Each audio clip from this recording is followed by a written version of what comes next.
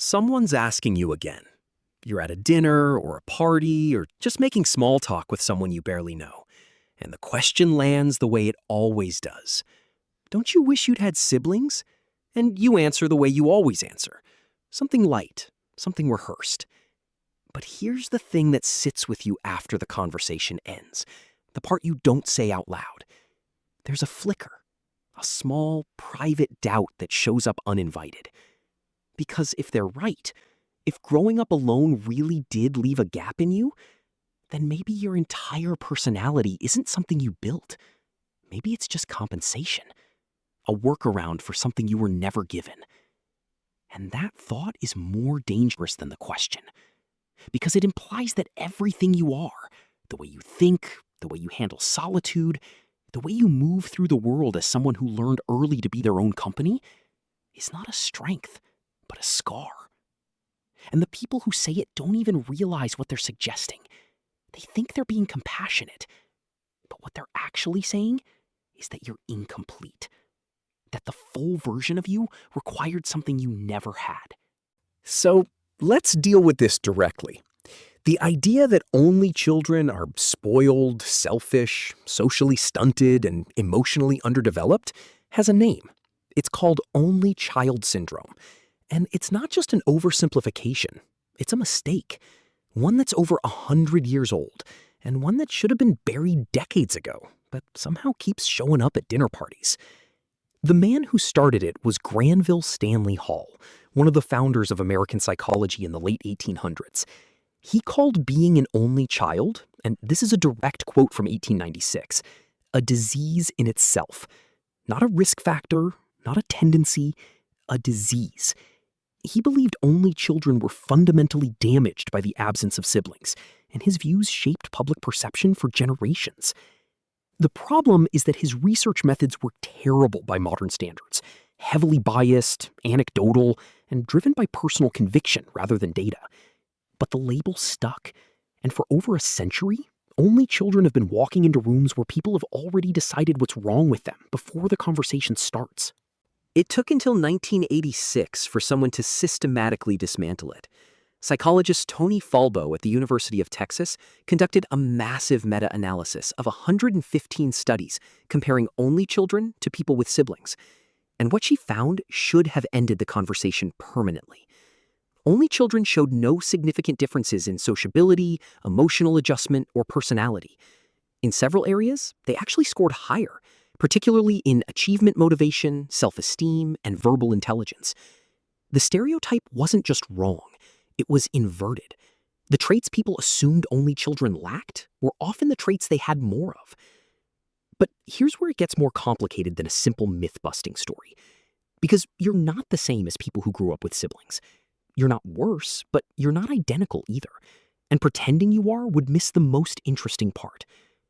Only children tend to develop verbal skills earlier because their primary conversational partners from the beginning are adults, not peers.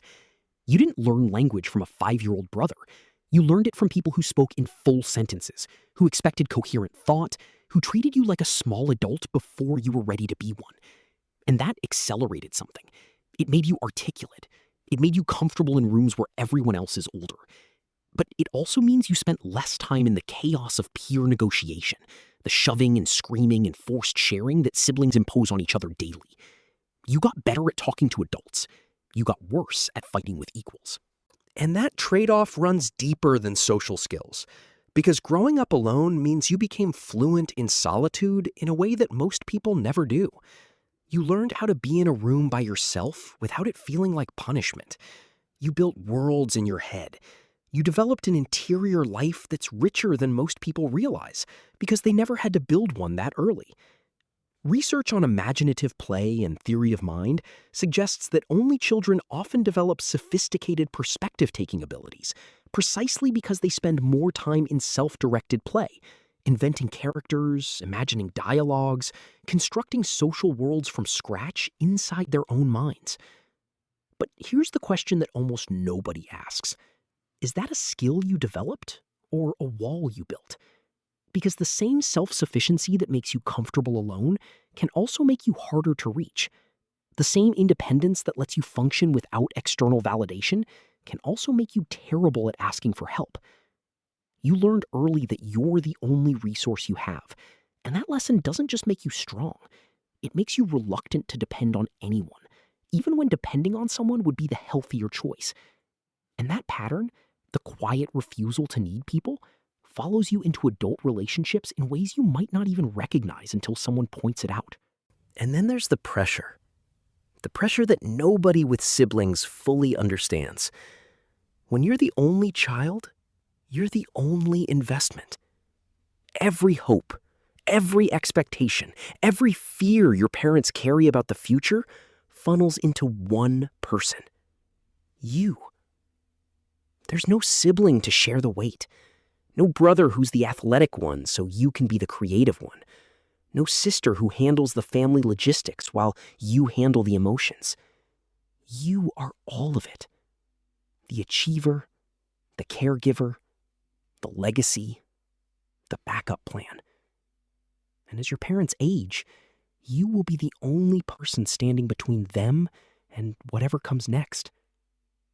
No one to call for a second opinion. No one to split the decisions with. No one to sit with you in the hospital waiting room and say, I know, I'm scared too. And there's one more thing that almost no one talks about, and it's the one that hits hardest when it finally lands. You don't have a witness. You don't have someone who was there for your childhood the way you were. A sibling would remember the house, the sounds, the specific texture of Saturday mornings in that kitchen. They'd remember the version of your parents that doesn't exist anymore. They'd be able to look at you and say, yes, that happened. I was there too. You carry your childhood alone. Every memory is yours and only yours. And when you try to describe it to someone who wasn't there, it always feels like translating something that loses meaning in the transfer. And sometimes that absence doesn't feel like freedom. It feels like a room with no echo. So where does that leave you? Did you lose something? Or did you gain something that just doesn't have a name yet? Because here's what the research keeps pointing toward, even when the culture refuses to listen. Only children are not people who failed to develop social skills because they lacked siblings. They are people who developed a different operating system entirely. One that prioritizes depth over breadth, autonomy over consensus, internal validation over external approval. One that makes them unusually comfortable with the one thing most people spend their entire lives running from, which is being alone with themselves. And maybe that's the real misunderstanding. People look at you and see someone who missed out, but what they're actually looking at is someone who was forced very early to answer a question that most people don't face until midlife. Who am I when nobody else is in the room? You answered that question before you turned 10, and the answer you came up with became the foundation of everything you've built since. You didn't grow up lonely. You grew up fluent in a language most people have to learn later, often painfully, often incompletely. The language of solitude, of self-reliance, of being enough without a witness, without a backup, without someone to tell you that your memories are real. And the people who keep asking whether you wish you'd had siblings are asking the wrong question.